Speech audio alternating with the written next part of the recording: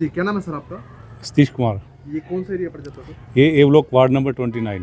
इतना गोवंश आपके एरिया में सर, क्या कुछ कहें? ये तो इतने परेशान है जी, इनसे बहुत बुरा हाल है जी।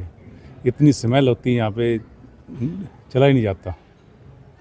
और बुजुर्ग भी यहाँ बैठे होते हैं बाहर, और डर रहता है भी उनको कोई मार ना जाएगा।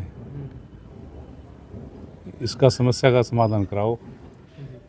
मैं गोकुल सेतिया जी को भी बोला है, तो कोई सुनवाई नहीं है अभी तक। तो सबसे बड़ी बात सर, इतने गोवंश आते कहाँ से, ये भी बड़ा विषय होगा आपके लिए। ये देखो, गोवंश कई तो घरों से छोड़ देते हैं और शाम को पकड़ के ले जाते हैं। जी, सुबह भी ले जाएंगे, शाम को भी पकड़ के ले जाएंगे। बस आदि तो उनमें घर में जो पालते हैं वो वाली गायें हैं। अच्छा, वो गाय है। हाँ जी, और जो पार्क वगैरह में सैर करने आते हैं उनके लिए खतरा बना रहता होगा। बिल्कुल बिल्कुल जी, बिल्कुल। सिरसा में गोवंश की समस्या है, जो बेसहारा गोवंश है। लेकिन सिरसा के ए ब्लॉक नज़दीक एकता पार्क की दीवार के साथ जब मैं देखता हूँ सुबह शाम, क्योंकि मेरा घर सामने है और यहाँ पर बड़ा ही बुरा हाल है गोबर की, यहाँ पर पूरी बदबू आती रहती है। और सबसे बड़ी बात है, जो पार्क में हम जैसे लोग घूमने वाले हैं उनके लिए ये खतरा पैदा होता रहता है कहीं बीमारी कोई ना लग जाए।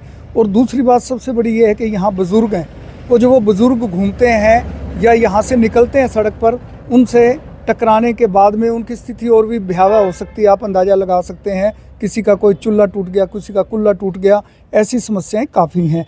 और दूसरी बात यह है कि यहाँ पर गाड़ियाँ खड़ी हैं, आप देख रहे हैं सामने, और गाड़ियाँ जब ये गोदे और गायें लड़ती हैं आपस में तो गाड़ियों का काफ़ी नुकसान कई बार हो चुका है। मैं प्रशासन से और जो हमारे डीएमसी साहब हैं उनसे रिक्वेस्ट करता हूं कि कृपया करके इस गोवंश की समस्या को हल करने के साथ साथ यहाँ पर आवारा कुत्ते बहुत हैं जो रात को सोने नहीं देते, बुरी तरह रोते हैं और बच्चों की पढ़ाइयाँ उससे प्रभावित होती हैं और बुज़ुर्गों को नींद नहीं आने देते और रात को भौंकते हैं। मैं कुत्तों की भी जो समस्या को हल करने के लिए प्रशासन से गुहार लगाना चाहता हूं कि वो कुत्तों को, जो आवारा कुत्ते हैं, उनको या उनकी कोई भी या तो यहाँ से दूर वो भगा दें या उनका कोई ना कोई समस्या का हल करें।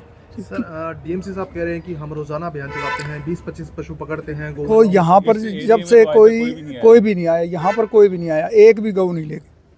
और सबसे बड़ी बात, इन्हीं गोवंश की वजह से एक युवक ने मेरी जान खो ली। हाँ, वो इससे पहले भी मैं तो यहाँ पर 60 साल से रह रहे हैं। सब्जी मंडी में आज से 30 साल पहले भी एक बुजुर्ग को गोदे ने टक्कर मार दिया। मैं खुद भी उससे प्रभावित हूँ। 2 गोदे लड़ पड़े रोडी बाजार के अंदर और बड़ी मुश्किल से मेरी जान बची। अभी पिछले दिनों जो युवक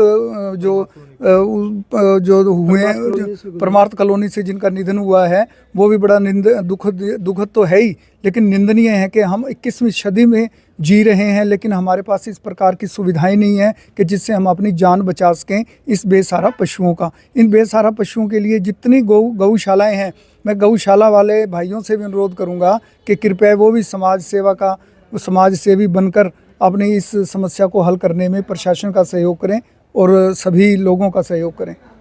गोवंश का बड़ा मामला है सर, एक युवक की जान भी चली गई, तो क्या रहेगा आपका कार्रवाई? गोवंश की कैसे? जो आप युवक की जान चली गई, ये मेरे संज्ञान में ये मामला नहीं है। मैं कहीं से इस प्रकार की कोई रिपोर्टिंग नहीं है। लेकिन आपने पीछे भी कवर किया था 15-20 दिन पहले, आप सुबह मेरे साथ थे उस दिन, जब 90 गोवंश हमने पकड़े थे।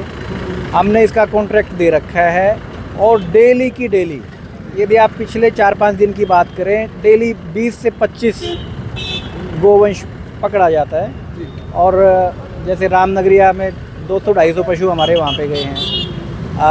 श्री गौशाला में 70-80 पशु हमारे यहाँ पे गए हैं। तो अब हम श्री गौशाला में 200 पशु उन्होंने कमिट कर रखे हैं। तो डेली 20-25 पशु रात को, क्योंकि दिन में तो पकड़े नहीं जाते पशु, रात को 10 बजे के बाद पकड़े जाते हैं। तो 20-25 पशु डेली पकड़ के हम उधर भेजते हैं।